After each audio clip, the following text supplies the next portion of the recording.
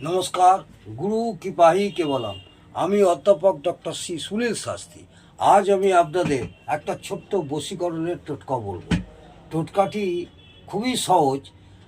সাদা যে শ্বেত অপরাজিতা গাছ আছে, ফুল হয় সাদা সাদা, একটা নীলকণ্ঠ নীল অপরাজিতা, একটা সাদা অপরাজিতা। শ্বেত অপরাজিতার মূল তুলে পানের মধ্যে দিয়ে খাওয়ালে যাকে খাওয়াবেন সে বশীভূত হবে। এবং এই তোলার কিছুটা নিয়ম আছে।